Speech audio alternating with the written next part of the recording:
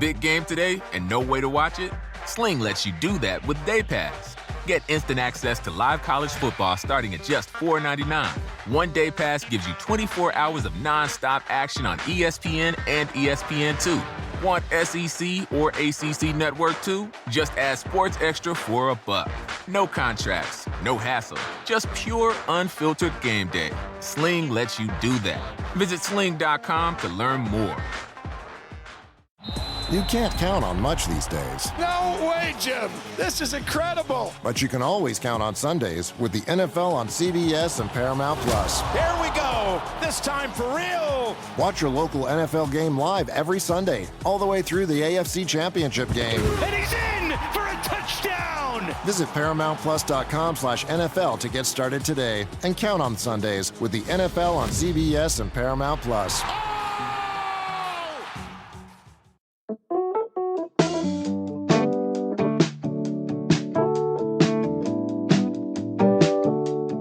Hello, everyone, and welcome to episode 21 of the Andy Beshear Podcast.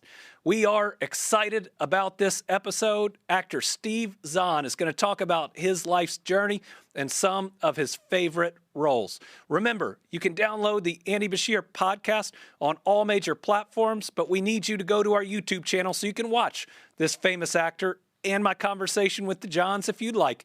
You can subscribe at Andy Beshear Podcast on YouTube. This is going to be a good episode. Let's get right to it.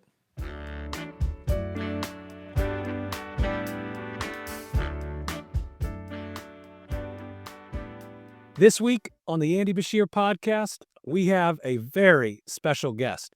We've had CEOs, we've had politicians, we've had folks from all walks of life, but we have never had a Hollywood actor. Nope. So this week, we have Steve Zahn, actor, farmer, dad, also Kentuckian, which is, I think, the part I like the most. I do too. Welcome to the podcast. Thank you. I appreciate it. Well, excited to have you here, and I want to start at something we have in common.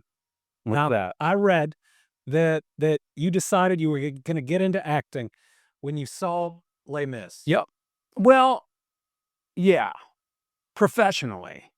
Like I had been acting and doing, I was the kid in the leads in the school plays and musicals and then, but I never thought of it as a career. That was something that other people did, movie people. Those people. Yeah, it wasn't a career, right? Minnesota. You're thinking right. Just for other people. So I went to London with this dance group, and I stayed longer because I was in college. And it was my first year as a freshman, and I went to see Les Mis by myself. And at intermission, I was in the restroom, and everyone was talking, and I thought, I don't want to be in here. Yeah, and it was cathartic. It really was. And I sat there, and I was like, I know. It wasn't like I wanted to be the lead, right? I was like, I'm as good as that guy right there holding the flag. Wow. I know I'm as good as that. Like I should be up there. So that was really the moment that I decided to pursue acting, drop out. And then I went to a conservatory and all that. But yeah, that was the moment. I had a moment because I never wanted to be governor, where I'm standing in an elevator with my dad and somebody walks in, bursts into tears and says, I'm alive because of you, because of the expansion of healthcare. And I looked at that moment and I said, if that's something I can do for somebody, then I want to do it. That's great. I think what other people don't know is that he could have been doing this job, because I think you were state speech champion twice. Yeah. So you had to repeat. I did. Okay. So the first year was in serious prose. Okay. And then the second year it was drama. But in speech, declam, we called it declamation. Yeah, you held your speech. And yeah. Do you remember your prose? What the speech was? Yeah, it was called A Portrait of a Girl in Glass, which was the short story that we cut that Tennessee Williams wrote before he wrote The Glass Menagerie. So it was really interesting, kind of like shortened version of that play. And then I did Paul's speech from Chorus Line. It just became public. So after you're state speech champion twice, and I'm sure that's It's all downhill. After Super Bowl, it's really hard to repeat. all right. And you see Les Mis, you decide I'm going to do this. You actually start putting together some comedy troupes and some different acting groups. Yeah, I started working in Minneapolis, and I did this 8-month run of Biloxi Blues, and so I met all these New York actors, and then they were like, "Hey man, you should go train. You're a little rough around the edges. You're kind of like the country kid that everything was great. I just couldn't believe someone was paying me to do this, And so I auditioned for some good schools, and I got into the American Repertory Theater at Harvard. It was a 2-year program. It was great, changed my life. Moved to New York. That's a school in Boston, right? Yeah. Okay. And then, yeah. When you go to Vanderbilt, that's how you feel. Oh, right. Oh, okay. Yeah. Code tied. But I was an actor, so it was like, it's a different deal. But I was there, met a bunch of people, then moved to New York, and then I started, just pounding the pavement. And that's when I met Ethan Hawke. We did a play together. We started a theater company called Malapart. And our producer was Jason Blum. Wow. And Jason Blum runs Blumhouse right now, which is one of the biggest production companies around. He was it was crazy. And so one of the first friends you make in New York hitting the pavement is still one of your best friends today. Yep. Ethan is still, we're very tight. He came to my wedding here in Lexington in 1994. Okay. And now kids even making movies together. Yeah. He shot a movie, Wildcat, here with his daughter, Maya. Audrey was in that, my daughter. And God, it was so great, man. We were just sitting by the monitor watching both of them in the same shot. We're like, we just turned to each other and we're like, yeah, it was just like pretty amazing. Little kids, yeah. What was the moment where you said, I can be pretty good at this? What was that moment where you knew it was going to get bigger? That's a great question. I always knew that I had a talent for it. I think it was when other people recognized. I think it was like That Thing You Do was a really big moment. It's a really big movie. Yeah, where people were like paying attention to me on a different level. I will criticize my Out of Sight was another one. Okay. Steven Soderbergh movie. It's interesting though, as I think back at those times, it's always in hindsight that you kind of go, "Oh, that was a big moment." In the moment itself, I'm not very good of seizing that and taking advantage of it. Which I think is a good thing actually, but yeah, because it was all just so gradual. It wasn't like that moment, where everything hit. Well, what's it like though, say early in your career, having somebody like Tom Hanks walk on the set of one of your movies? It's insane. Yeah.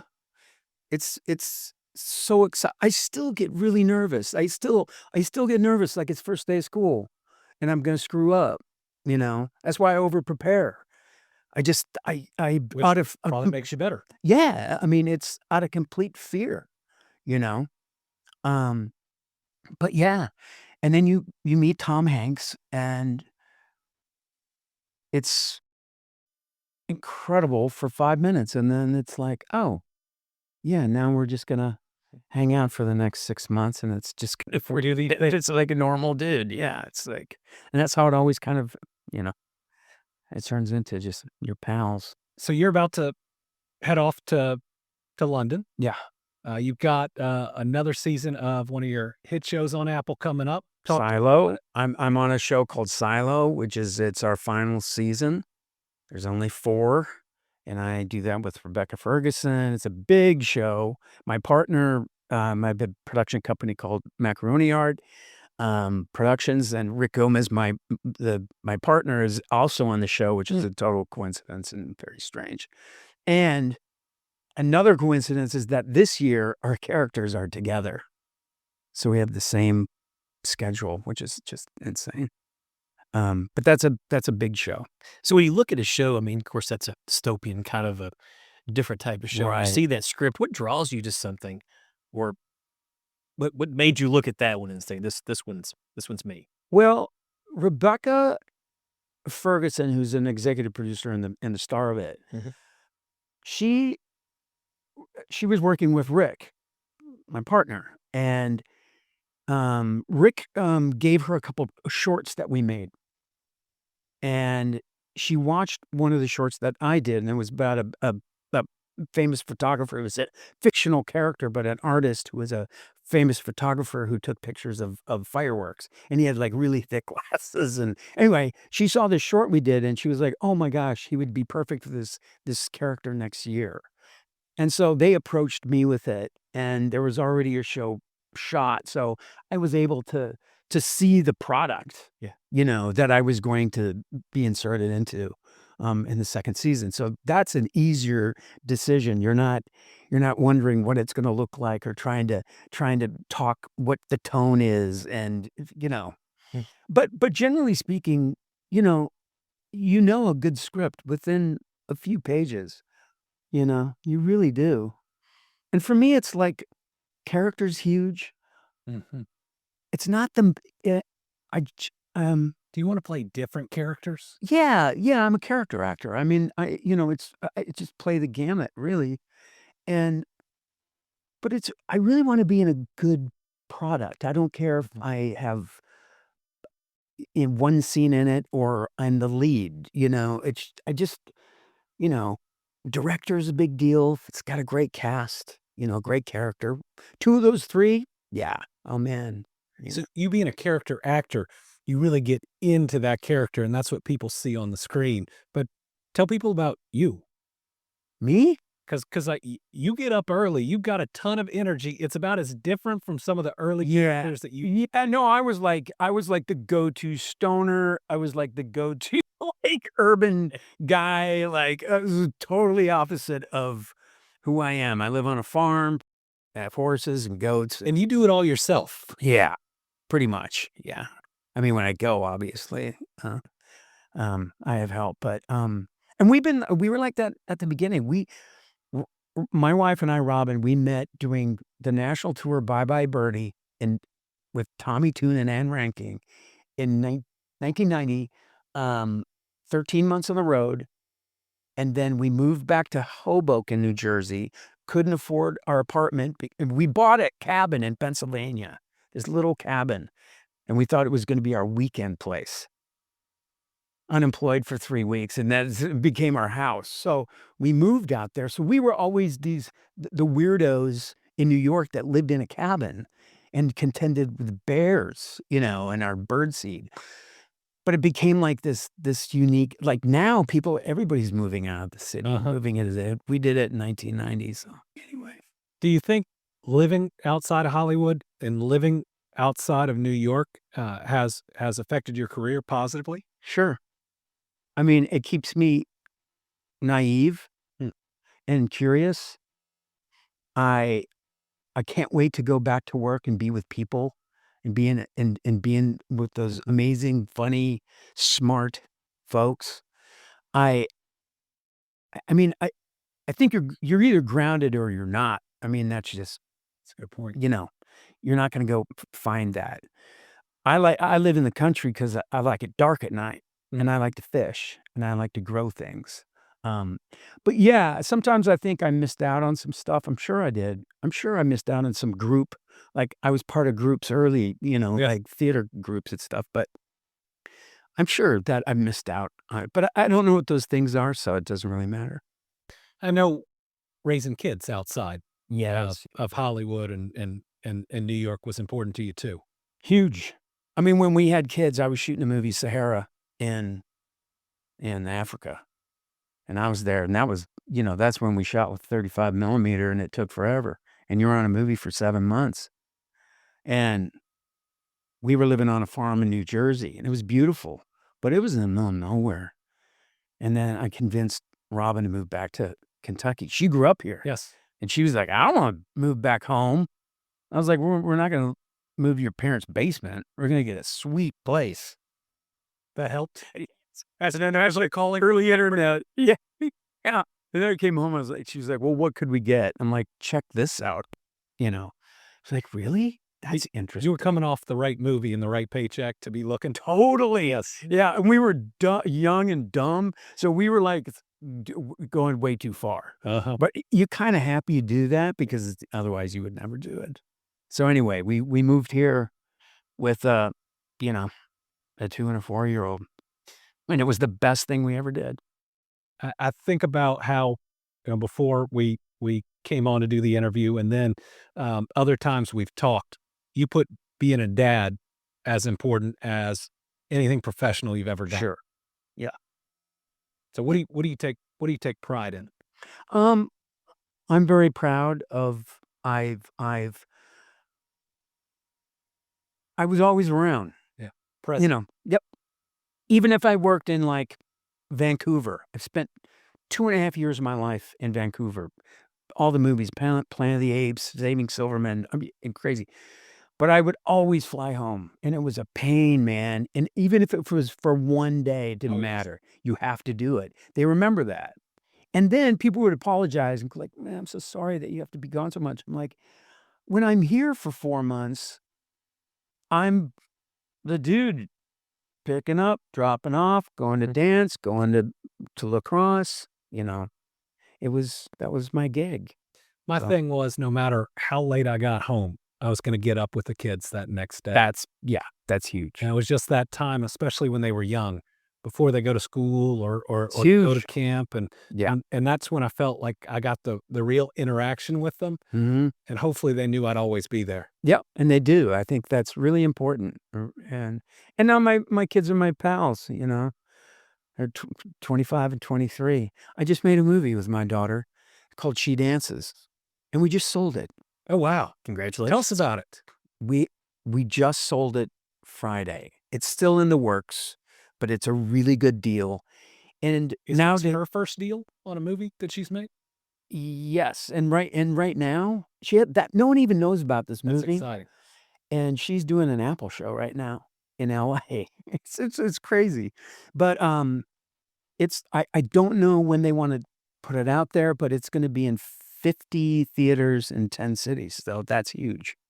Being somebody who does what their dad did at one point, do you try to be careful about how much advice, how? Oh, totally. But asking for a friend with my kids. Yeah, but I it's like I told both my kids, it's like over prepare, show up early, and don't be a jerk. And you'll be surprised at how far that'll take you. Yeah. Or how many people fail. Right. That easy test.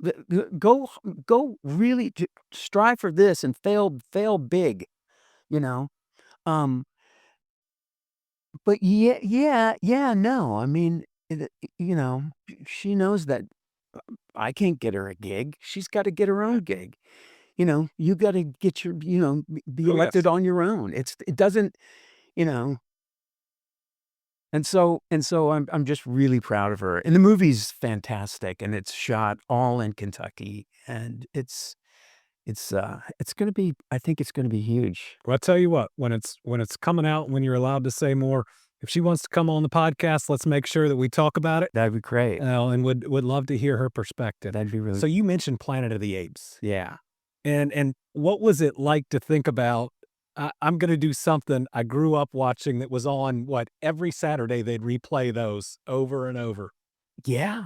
I mean, I was so thrilled, beyond thrilled. I was so excited. And then I was so scared because they can make you look like an ape or a chimp in my circumstance, but they can't, you got to do it. You got to do all the physical stuff and everything. And I didn't realize how difficult that was going to be. And then I was inserted into a world where people had done it over and over again. And Andy Serkis was, And huge followings. and so I was really nervous about it, but then it was so exciting. It was a monster.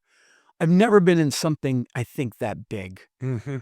when you would go to work and it was just like the sets and it's just mind blowing. But it was, we did it like we rehearsed like it was theater. Mm. We'd rehearse for an hour. It's just unheard of. But that's why those movies are good, you know. Well, and I think your performance has since gone a little bit viral in different ways. It has.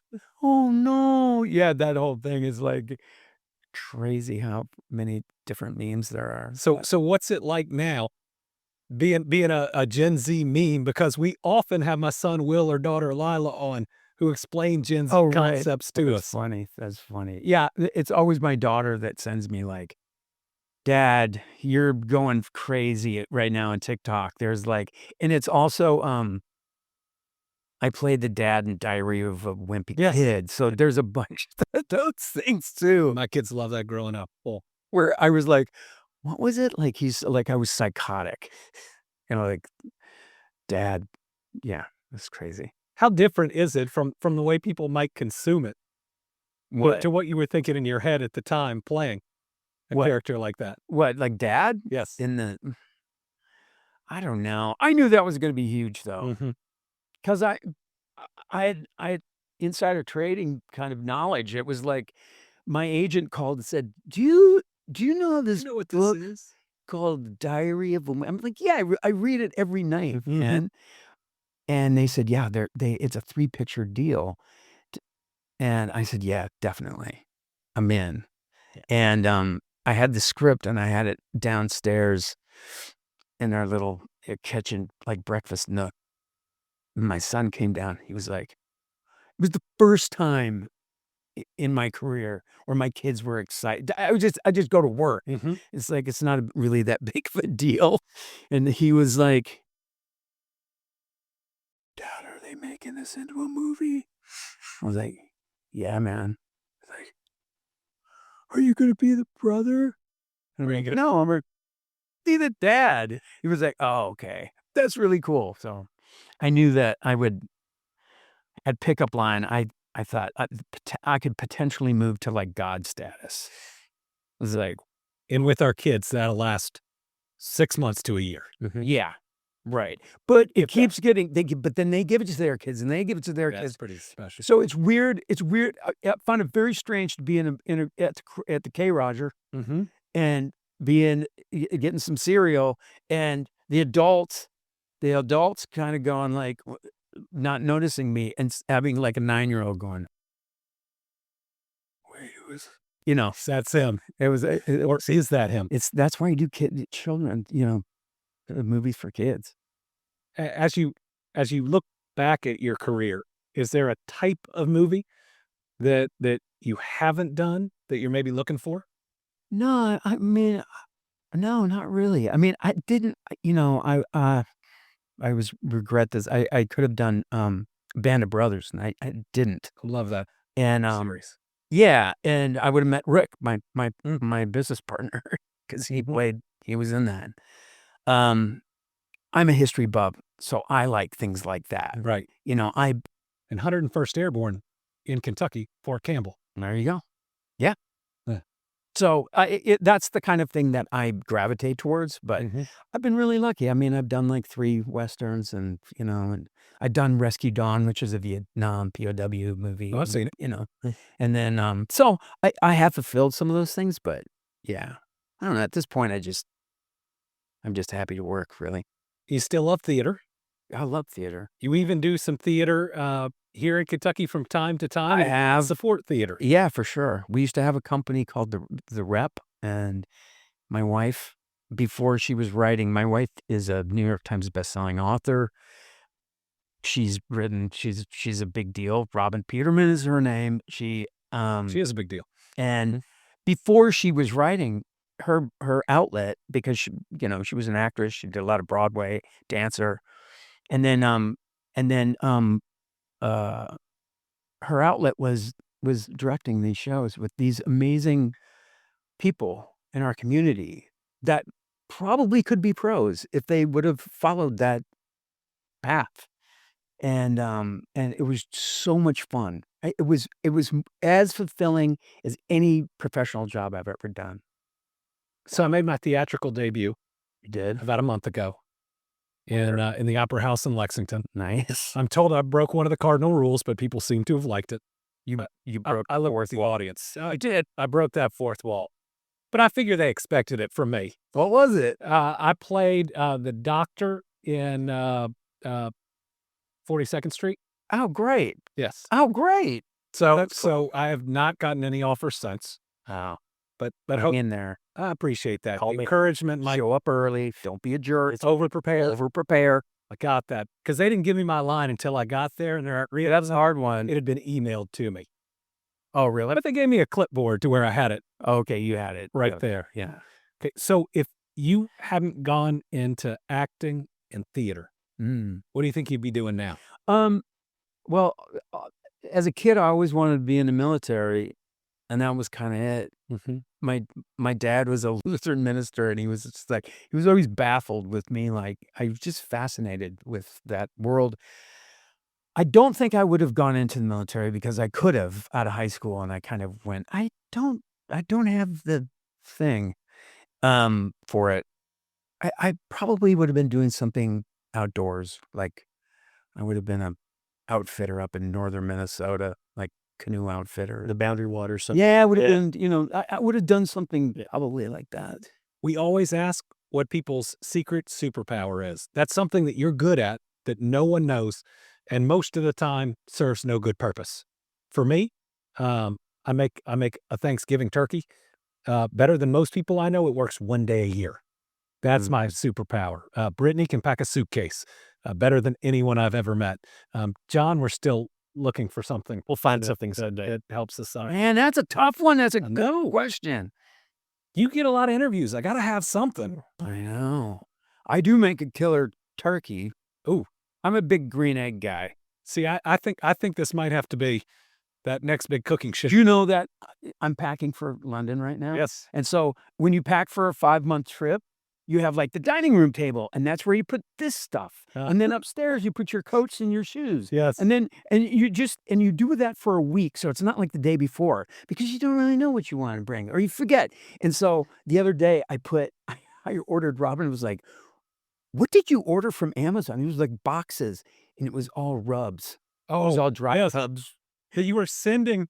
I'm gonna bring them with me. Wow. So I don't know if it's legal or not, but it doesn't matter. So I could pardon you in Kentucky. It's going to be tough. I know. You can't buy spices there. Really? No. I was going to say, So I brought 5 months of like my rubs for my chicken and my. That's great.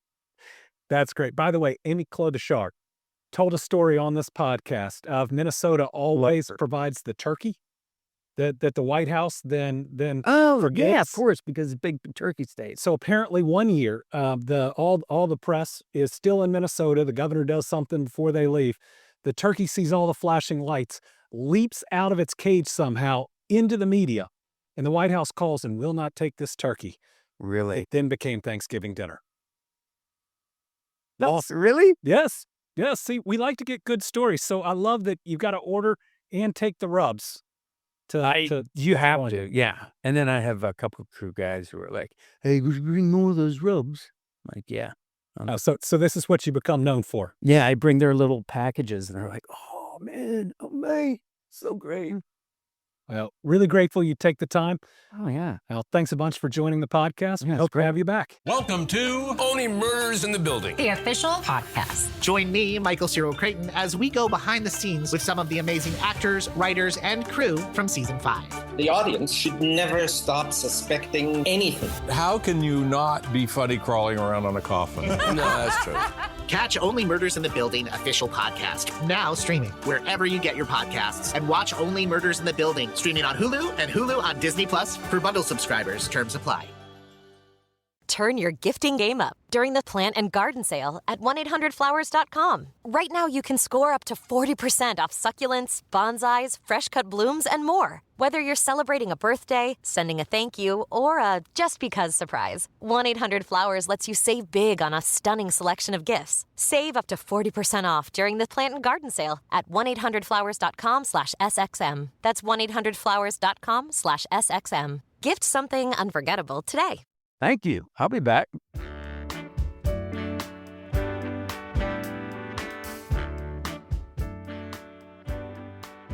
You're listening to the Andy Beshear Podcast.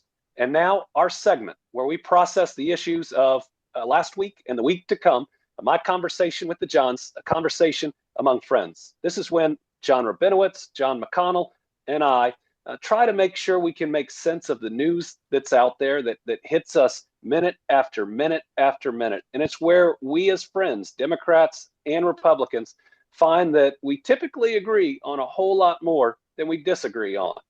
Today, we're going to start with news coming out of Illinois. I think the lieutenant governor made a post that they believe that Chicago is the next place that the president plans to send federal agents and National Guard troops. Now, they have been very clear, both the governor, Governor J.B. Pritzker, the lieutenant governor, I believe the mayor of Chicago has also weighed in that they do not want federal agents and National Guard on the streets of Chicago. So this is a little bit different than Washington, D.C., though I think Washington, D.C. is certainly feeling the impacts of having National Guard on their streets. I think the law is a little bit different, but let's turn it over first to John Rabinowitz. What do you think about this newest threat of National Guard on the streets of Chicago without the permission or the request of the local and state officials? Yeah, so I think it's going to be a real challenge for Trump. I think it's going to be litigated heavily. Chicago and the other cities, unlike D.C., don't have that federal status. I will say this. It appears, if the articles are correct, that it obviously has a deterrent, as allegedly there wasn't a murder in the last 10 days in the last article I read. So I think it will have an impact. But I do think it is concerning that they're going into states. They say, I'm all about public safety. It's very, very important. It's one of the number one things that we should focus on. But to do it without being aligned with the mayor and the governor, and to put our friends and neighbors at risk is really a struggle for me. Well, and when you start to look at, depending on the next city, let's say it is Chicago, when you've got people visiting there all of a sudden, and you're downtown and you're walking through the streets, and then you've got National Guardsmen in fatigue standing on corners, it's gonna have a different impact on you. Just there as a visitor, and are you going to feel safe, or are you going to feel more nervous? I do think it's a deterrent in some of these cities. Some of these cities, there are issues. Like I also heard St. Louis is one, and St. Louis is a city that I have to go to quite often. And when I tell you that downtown is dead because people are scared to go out, that might be an understatement. So, but I think that you have to be aligned with the mayor and the governor. I think everybody needs to be on the same team and rowing in the same direction. I think just throwing people out there is a problem. I think we can recognize that there is a problem. If people don't feel safe, then that's bad for both the people, their mental health, as well as the businesses. But then it's, what is the answer to the problem? I think the answer to the problem has to be recruiting more local law enforcement, increasing pay or benefits, making sure that you're getting the best people in. I think in DC, you're seeing militarizing the streets is hurting small businesses too. People aren't going out to restaurants. It might have a deterrent effect on crime, but it's also having a major effect on life. And I think that the ethos of the United States, part of why we've always claimed we're so free and a country that people want to come to, is that we don't have military in our streets. It's not like when you get off the plane in another country where there's that show of military force. In the United States, one of the things that we've always loved is, yes, you have local law enforcement, but you don't have those folks on the streets. And I just want to be clear in my position that it is wrong for a president to send National Guard into an area that hasn't asked for it, doesn't want them, remember that most National Guards are under a governor's control. And so if a governor of a state is saying no, I think it's a violation of our state sovereignty, and this idea that we are, sure, one country, but we're also 50 states that elect governors and other officers, and then we're cities and counties that elect local officials. And you've got to honor those differences and those localities and that sovereignty. I was going to ask you, what is the process? Like, if the governor of these states says no, like you can't use it. I mean, can the president come on top of that and order them out? There are generally two different ways to call up the National Guard. One puts them directly under federal control. One calls upon governors at the request of the president to authorize. What we've seen in the news is at least one governor, the governor of Vermont, say no to the DC operation. And that's another thing that concerns me about DC. It's really two pieces. Number one is chain of command, because at least under the law, all those guards from other states are technically under the instruction of their own governor, yet operating in a different state potentially with police power. And then the second is training, because most of these guards don't have law enforcement background. Most of them are mechanics or CPAs. They have different jobs, but they join the Guard in case our active military needs logistical help and or we need help after a natural disaster. Those are what the Guard are trained for, not for this. And again, I mentioned it on the last podcast. I've had to call the National Guard in to make sure that a massive protest didn't get out of hand. I know what it looks like when you need to do that as a governor in your own state. And that's not what's going on in DC, and it's not what's going on in Chicago. And then speaking of what's happening in other states and other cities, we've still got Texas, who has moved ahead with their redistricting plan. And now all of a sudden California is preparing with their own. So, Andy, what's your feeling on this? Well, I think I made a little news on the last podcast when I said I supported what Gavin Newsom was doing. And to be clear, I think this mid-cycle redistricting is wrong. It's bad for democracy, but you can't have one party changing the rules in a way that favors them and not expect the other party to do the same. That's just not reality. Texas knew when they did this that other states would respond, or they should have known. And if they thought other states wouldn't, then they were simply saying, we're willing to break the rules. And we expect everyone else to be so good that they won't break the rules, and we will get the advantage that President Trump is asking for. So now we've seen Texas move ahead. We've seen California move ahead. The question is, what is the next domino? There are folks in our state that say maybe now they'll take a look at our maps. We have 5 Republican congressmen and 1 Democratic congressman. And if they redraw that one very Democratic district, you might get what you're not looking for. You might get 2 Democratic congressmen instead of just 1. Andy, but it depends how they redraw it. These maps in every state are getting out of control, just ridiculous. The whole idea of gerrymandering is so wrong, in my opinion. I understand that both parties do it. The Democrats probably did it before the Republicans, and it may never end.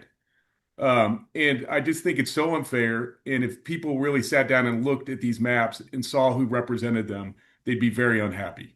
And if Texas would just go back and say, okay, this wasn't what we wanted to start, this state by state by state, mid-cycle, mid-decade redistricting, California's resolution that they put up even conditioned it on Texas moving forward.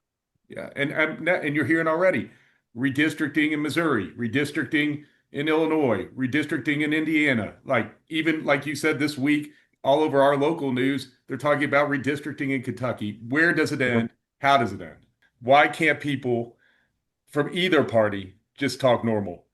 And my understanding is that an article came out recently that's, basically said, hey, politicians, speak to people in a normal tone, in a normal way. Can you tell us a little bit about that article, what it said, and the significance of it? Well, I think it picked up 2 of our podcast rules. One is be authentic, you be you. And the second is talk like a normal human being. And I think what this article was about, and it's what I talk about as I travel the country, is that we've got to stop using terms that don't have meanings, that are sterile, that sound like we're talking down to people or at people instead of to them. One of the best examples is the opioid epidemic that Kentucky got hit by, maybe worse than anyone save maybe West Virginia. Now, we've all lost people we love and that we care about, but we didn't lose one of them to substance use disorder. We lost them all to addiction. When you say the word addiction, it is mean, it is nasty, it kills people, it takes them from you. And when you've lost someone, that word is how you feel. It evokes that emotion of hurt and of loss. Or if you have beaten it, if you are in recovery, you deserve credit for going up against that mean, nasty, difficult opponent that is addiction, not substance use disorder. Now, when we talked about the big ugly bill, pushing back against that, you don't push back against it saying more people will be food insecure. It's tough to actually feel that. It's about more people going hungry. Yeah. If you're talking about the fishes and the loaves, the miracle that appears in every book of the gospel, Jesus was helping people who are going hungry. Or one of the newest ones is justice involved population. Those are our inmates. Those are folks that are in our jails. And I believe in second chances. We have one of the lower recidivism rates we've had in a decade. I've got now a trade being taught in every one of our prisons. I believe that second chances are something that we are called to do. But you know what our inmates call themselves? Inmates. And so if we're going to actually communicate with each other, if we're going to be able to talk to the American people about tough issues, we at least have to use language that they understand, that actually has meaning and can evoke real conversation. And I think that was one of the missions that we had when we first started this podcast. I mean, we all sat down and we said, when the three of us get together to talk, it's going to be about things that people actually communicate about across their kitchen table and in a normal way. And I think we've done that. And this article talks a lot about what that is. I will say this. We did say we were going to have some discussion on politics in these podcasts from inception, but we also said we were going to talk about life and other things. And there, in my mind, is not a better time of the year than right now, what's about to kick off, which actually kind of kicked off Friday and Saturday with high school football, college football. Found myself watching an Iowa State versus Kansas State game in Dublin, which I probably would never have in watched. Dublin. Yes, yeah, but we're back. You can kind of see the fall temperatures are coming in this week. The stars are aligning for the best time of the year, in my opinion. Sports are a great chance to breathe, to root for your team, to come together with different people and to root for that common cause, and it's fun. And now with NIL, we've got players staying in college football longer. We may see some really good teams this year because of it. I think it's going to be exciting. And guess what? In Kentucky, you can wager on these games, which is a lot of fun. We also have baseball coming down to the wire, getting closer and closer on what teams are going to make the playoffs. And then as we move into those, you see these powerhouse teams playing each other. You got the Brewers that have been on just a tear, looking like they might be the team to beat in the NL, despite the Dodgers and everything they've been these last several years. This is when you have all these different sports, professional, college, all playing, high school, all playing at the same time. I will say, John, I don't know if you noticed this or not. My daughter said, "Hey, Dad, are you coming to Family Day, the football game of Family Day at UK?" And you'd think Family Weekend, UK would play a team that was, somebody that they could beat. It's Texas, the number one team in the country. Yes. That schedule is brutal. Yep, it's gonna be a heck of a football game. You're correct. Now, from a guy whose kids are still in high school to two guys whose daughters are now in college, when they ask you to come to Family Day, is it because they want a nice dinner or they want to see Dad? You hope it's to see Dad, but I'm assuming they expect a dinner as well. What do you think? Well, not just dinner. It's probably Target or Walmart. It's probably a couple dinners. And don't forget to leave or put some money on my card before you leave. But great to see you, Dad. Yep. Yes. Hey, don't worry, Andy. It's right around the corner for you. A couple more years, and you'll come commensurate with us. Well, as you all know, my kids are a year and 3 days apart, so it's going to happen pretty quickly. The bills are going to stack up pretty quickly, but very excited for when they get that chance to pursue their next level of education. Proud of both Will and Lila, and This episode is brought to you by Nordstrom. When fall is finally here, you're ready for a wardrobe refresh, and Nordstrom has you covered with the best of fall fashion. Stay ahead of the hottest trends and discover new favorites from top brands like Reformation, Veronica Beard, Favorite Daughter, Free People, Mango, Madewell, and more. And the best part, free shipping, free returns, and easy in-store pickup. So get ready to shop in stores on Nordstrom.com or download the Nordstrom app today. At 1-800-Flowers.com, we know that connections are at the heart of being human. Whether celebrating life's joys or comforting during tough times, 1-800-Flowers helps you express what words can't. For nearly 50 years, millions have trusted 1-800-Flowers to deliver thoughtful gifts that help create lasting bonds. Because it's more than just a gift. It's your way of showing you care. Visit 1-800-Flowers.com/Pandora and connect today. That's 1-800-Flowers.com/Pandora. taught us a whole lot of lingo.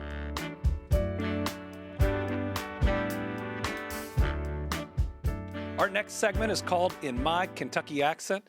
It's what's on my heart and mind this week. This week, I want to talk about my approach towards elected officials, whether they are in my party or not. I believe that once we are elected to represent our people, and we always have to put them first. For me, that means the Commonwealth of Kentucky. When I was first elected, President Obama was president. I was attorney general. There was a lot that I agreed with President Obama on and cheered him on while certain legislation was passed. There were other regulations that were harmful to Kentucky, and there were even instances where I had to sue that administration. Then came the first Trump administration. And while a lot of attorneys general sued on everything, I sued on those pieces that impacted Kentucky the most and that I thought was unlawful. The Biden administration became governor. I took the same approach. When that president, who I supported, did something good for Kentucky, I thanked him. When he did something that I thought hurt my state, I spoke out. And that's where we come to now for how I deal with President Trump. You only have credibility in criticizing a president when they do wrong if you also are willing to admit when they do right. I've told you on numerous occasions that the FEMA response in Kentucky under President Trump has been some of the best that I've seen. That doesn't mean that I don't vehemently disagree with him on the devastating Medicaid cuts under the big, ugly bill, or his actions as it relates to sending National Guard from other states to Washington, D.C., or a tariff policy that is going to wreak havoc on our economy in Kentucky and across rural America. I can stand up and say I think this president is harming rural America at a level that I've never seen before, while at the same time, when he does something I agree with, making sure that I say that too. That's the idea, that we put our people first. And if we did that in Congress, we wouldn't just have straight votes with Democrats over here and Republicans over there, but you'd actually have people talking about policies that help a region, policies that help a people, policies that could help the country, and not just policies that can help one party. So if there's a prescription out there to healing this country, number one, put our people first. Number two, push the politics out of it. And then let's get a lot of things done. That's the end of episode 21 of the Andy Beshear Podcast. And folks, we are so much closer to our big, gigantic announcement. We are really excited about what we're going to be able to share with the world. Remember, you can download us on all major platforms, but follow our YouTube channel at Andy Beshear Podcast. This is going to get fun. Come along for the ride. I promise you, we'll continue to process the tough information, but we'll also work towards that better United States of America and that better world that we all so desperately want. Remember, you can download us on all major platforms or subscribe to our YouTube channel at Andy Beshear Podcast. Your downloads and your subscriptions are what keep us going and keeps this conversation going. So make sure you're a part of it, and let's do this together.